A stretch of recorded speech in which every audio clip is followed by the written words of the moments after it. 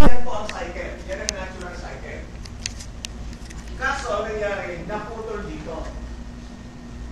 Noong gumagamit na tayo ng mga chemical or synthetic fertilizer, pesticide, insecticide. So, namatay dito, cycle na to. Nakuha nyo? Hindi naman mo ito kabilang-bidalas na information. Ito mo ay normal mo ito. Naalala niyo yung biology natin. Yan naman mo talaga eh. Walang po contract agriculture sa inyo. Pag kumontra, hindi pumasa. Okay. Naputo na ako dito. Nakaligtaan ang ating mga researcher or scientist. Nakalimutan nila itong angle na to. Dito sila nag-concentrate sa ibabaw. Di ba? Nakalimutan nila to. So, nag-foliar sila kung ano-ano. Ganun pa rin ang problema. So, ano ginawa natin? 1990s pa lang, in-introduce ko na yung microbial inoculants sa DA. Ganito approach. Hindi naman yan kailangan. Kasi meron naman talagang natural microorganism sa lupa. Bakit pa gagastos ang magsasakad yan? Meron naman talaga yan. Dahil kumuha ka dyan, pa-analyze mo, meron naman talaga. Okay, given. Pero, sapat ba yung population at that time? Sapat ba yung microorganism na kailangan para mabuhay ang halaman natin? So, dito sila ngayon sa lahat, superficial sa ibabaw. So, ginawa natin, dito tayo ngayon nag-concentrate sa lupa. Kumbaga sa bahay, nag-concentrate tayo sa foundation. Di ba?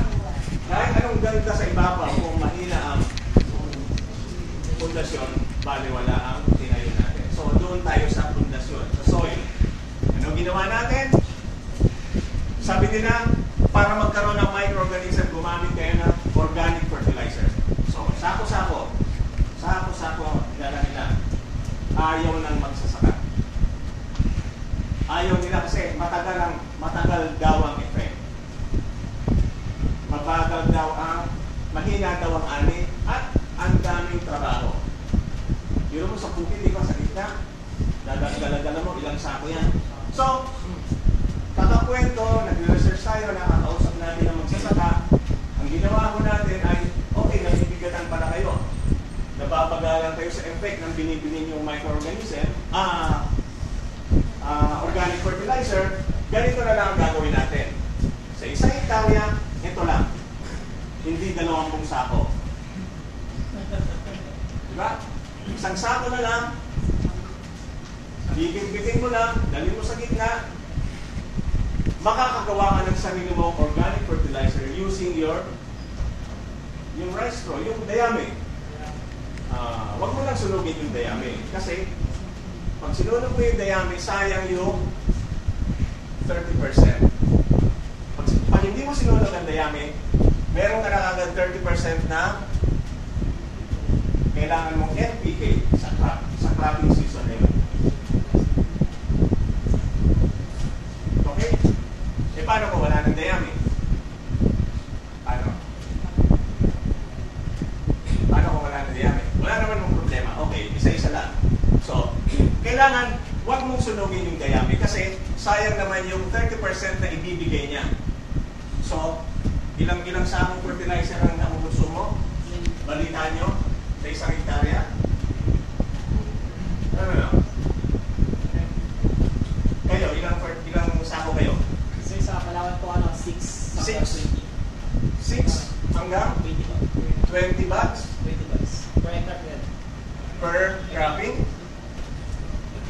Grabe, no? So, 6 na lang tayo. Yan, ano 30% ng 6 bags?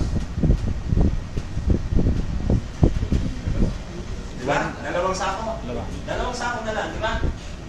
So, magkano kung dalawang sako, di 4 na lang ang gagamitin mo pag hindi mo sinunog ang dayami. So, using our microbial inoculant, full harvest microbial inoculant. So, may instruction dito kung paano gagamitin. So, nakakatipid na kayo ng 2 sako kaagad. Plus, yung microorganism, ibinabalik natin para makomplete ulit yung cycle. So, sa 1 gramo nito, 1 gram ng powder form na pala ito, powder form. Well, siya, sa ngayon, dormant siya. Ibig sabihin, natutulog lang. Pag nilagay niya na sa tubig, nag-activate na siya. So, ang 1 gram nito ay, there are about 6 billion microorganisms. 6 billion. So, nag-multiply siya every 15 minutes, nag-double. So, natural din siya. So,